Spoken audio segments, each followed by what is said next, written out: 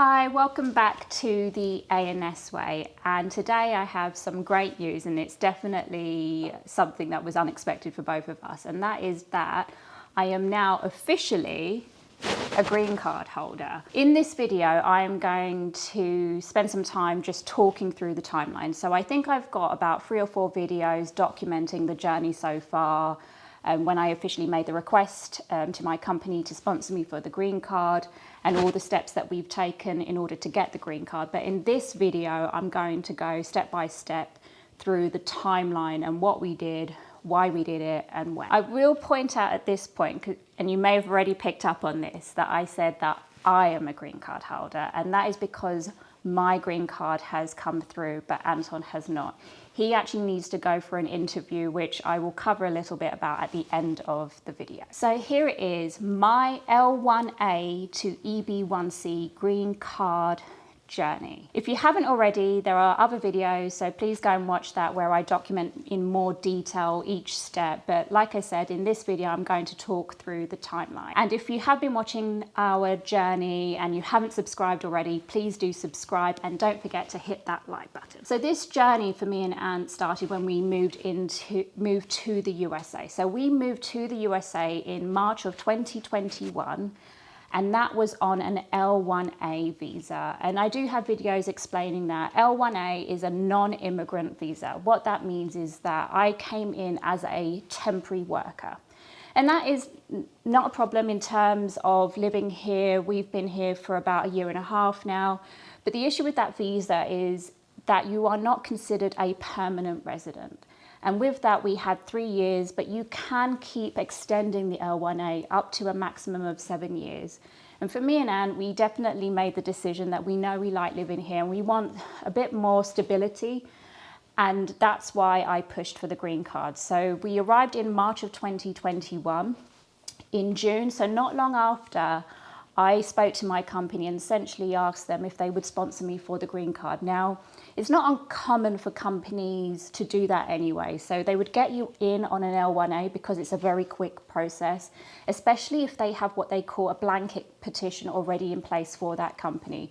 So for them, it's very quick. From the moment I got my offer to work in the USA, that was in January of 2020, I think at the time, I already had my visa 3 months later. So you can imagine that's why companies do that. It's a very quick process. Had they have opted to go for the green card straight away, it's a lot longer and there's far more uncertainty as to whether you'll get that green card approved. So we went down the L1A route. In June, I requested for approval. Now, typically companies prefer for you to be on an L1A in the US for at least 6 months before they'll approve you going for a green card. In my case, it was a bit different. At that time, we were still in the pandemic. And with a non-immigrant visa, there are issues. There were families that were separated because of the pandemic, because as a non-immigrant visa holder, you don't have the same rights to enter the country. And this is why families were essentially separated for lengthy periods. And with me in my role and traveling globally, I didn't want to risk that. So I really did push them to get me onto that green card as soon as possible. So they approved that in June of 2021. In July of 2021, I then met with the attorney to go through that EB1C green card process. And this is where essentially they explained to me that the green card process is made up of different forms that you need to fill in. And the first one is the petition. So that is the I-140 form. So this is going to be a true test of what I remember now. So the first bit is the petition. So this is whether based on the grounds for an EB1C, you meet that requirement. Now, the great thing about an EB1C visa, or green card visa, I should say, is that the requirements are very similar to an L1A. So if you've already met the requirements of an L1A, you in theory should meet the requirements of an EB1C too. That doesn't mean though that it's a given. And I would say everything that I've read on forums is that they definitely do scrutinize whether you meet that requirement more. So an L1A is if you are a multinational executive or manager. And when you're going for the EB1C, it's exactly the same, multinational executive manager. They will scrutinize that a lot more. So what my attorneys pointed out in July was that we really had to put a good case together. So make sure that we filed this petition with far more detail than we did for the L1A. So I would say in total, and this took me a long time, so if you go back to the videos, you'll hear me talking about how much time I spent. I probably spent a good month putting all of that together before I even gave that back to attorneys. So that was my organizational chart, emails, any kind of documentation proof that kind of shows my authority. I know it's a horrible word, but authority within the company, what I can do, hire, fire. These are the sorts of things that they will use in order to assess whether you meet that requirement. In the end, for me, my I-140I, so the petition, was not submitted until December. So that was quite a big gap. And that was because there was lots of other things going on with the attorneys internally for other candidates as well. Essentially during the pandemic, lots of people were stuck and there were other priority cases. So mine wasn't submitted as quickly as they could have, but was finally submitted in December 2021. In the other videos, I have talked about concurrent filing. So this is when you submit your petition at the same time as your adjustment of status.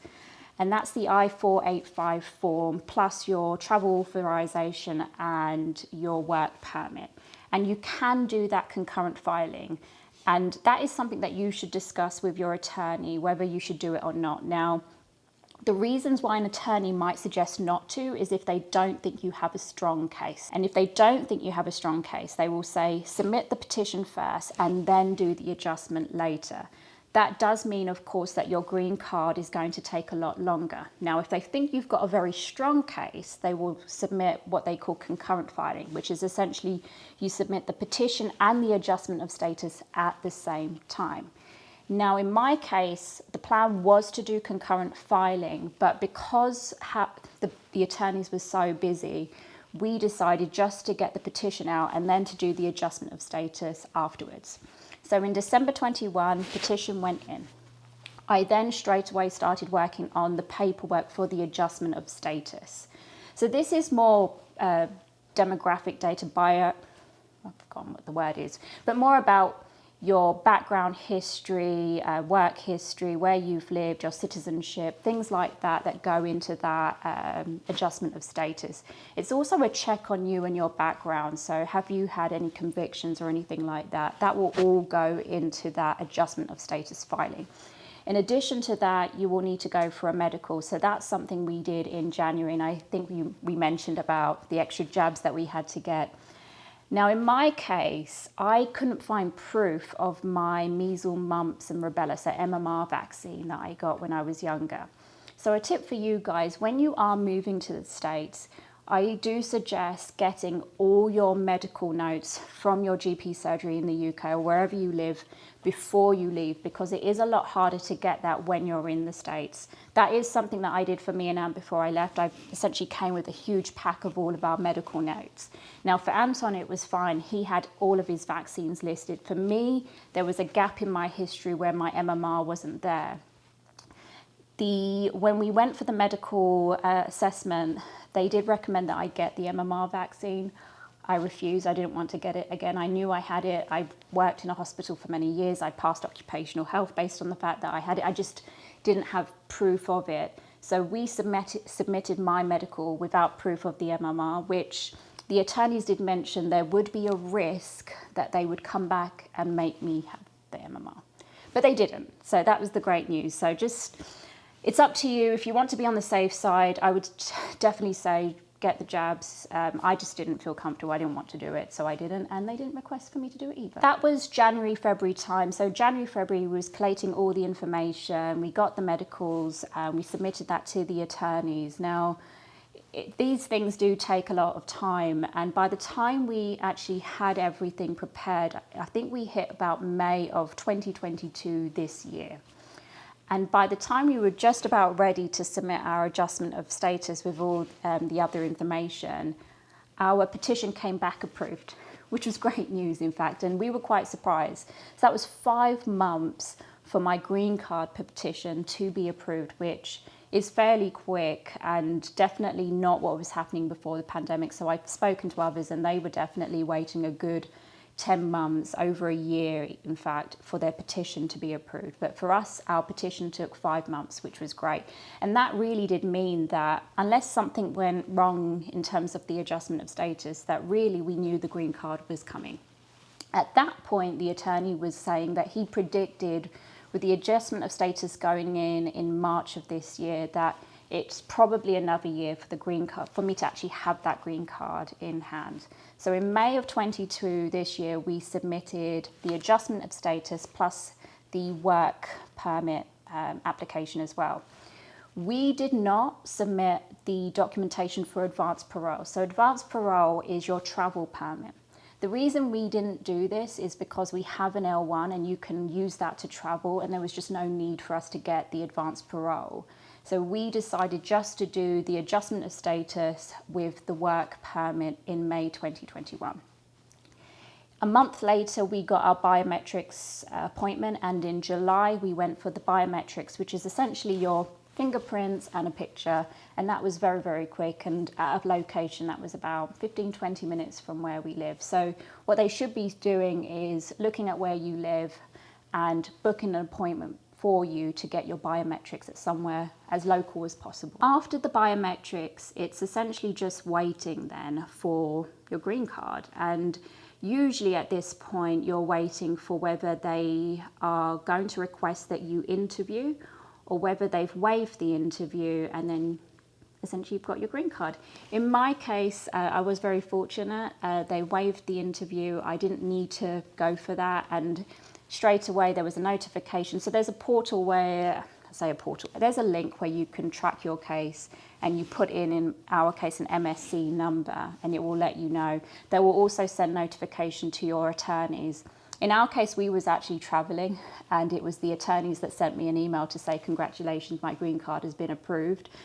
And by the time we got back from the UK in September, I'd already received the green card in the post. So that was really great news. So as I said, July went for the biometrics, and I would say about 6 weeks later, they had approved my green card and posted out the physical green card.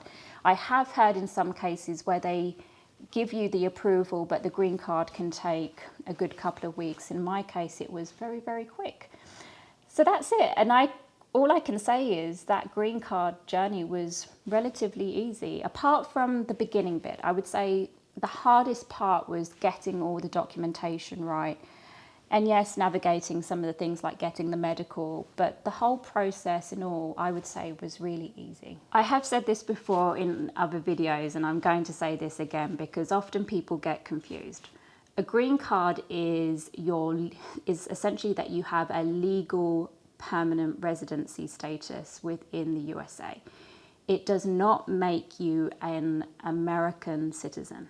And I think that's the bit that people often get confused, because they hear green card and they hear it's like this wow thing for the US, it's the thing that you need. But it's not citizenship. It does mean that you are a permanent resident. The main differences between being a green card holder and being an American citizen is mainly that you can't vote. And also I would say that your residency is conditional. Conditional on you actually living in the US for a set amount of time. So as an example, I think if I was to leave the country for 3 years and go and work somewhere else and not physically be here, my green card would be revoked. Now, there are ways around that. If you do work and part of your kind of work that you do requires you to be away, you can get, I can't remember what it's called, but there is kind of like this authorization that allows you to not lose your green card status and to leave the country for a set amount of time. But typically you do need to make sure that you are consistently living in the US to keep that status.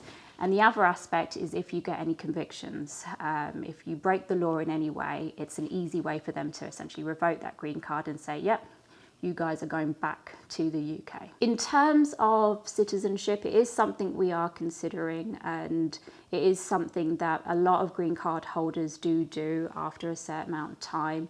You do have to wait about 5 years. So on an employment-based green card, it's 5 years of continual residency, and then you can apply for citizenship. And that's something we'll consider in 5 years' time. And if we do, and if we still have the channel, we'll definitely document our journey to American citizenship. So you are probably wondering, well, what about Ant? I've got my green card. What about poor Ant? And essentially at the same time that my green card was approved, his status that came up with that he will be going for an interview. So we're essentially waiting now for the interview date for Ant. And this is nothing really to be concerned about. And even if an interview had come from me, typically now what I'm hearing and what I'm understanding from the forums is if it's a really clear-cut case, they will avoid interviewing you if possible. So they will waive that. In certain cases where perhaps, I don't know, they're scrutinizing your role, or perhaps there's elements of your adjustment of status that they need to check, they will request that you go for an interview. In Anton's case, he did have driving convictions from when he was much younger.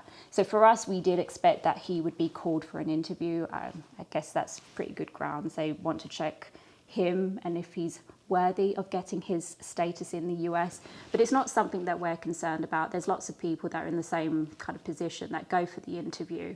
Once Ant does have that interview, we will update you, and I'm sure he can tell you what that interview was like. So he should get an interview date, I'm hoping soon, and then he will also be a green card holder too. That is it for my green card journey. All I can say is that was pretty easy. From the moment I requested from my company, so that was in June, so that's about 14 months. But from the moment we actually submitted the petition, so that was in December 2021, it took 9 months for us to get that green card approved and in my hand. And I would say that is very, very quick. And a lot of people have been saying to me, wow, they can't believe how quickly I got that. So I'm certainly very happy. Please let me know what you thought of this green card journey. It would be great to know your thoughts. Are you happy for me? I'm happy for me. Hopefully I will get his soon. And if you've got any questions at all, just post them in the comments below. And what I might do as a follow-up is answer those questions. So as I said, if you've got any questions about the process, I can at least try and give you as much advice as I know now. Please let me know. Don't forget, if you haven't subscribed and hit that like button.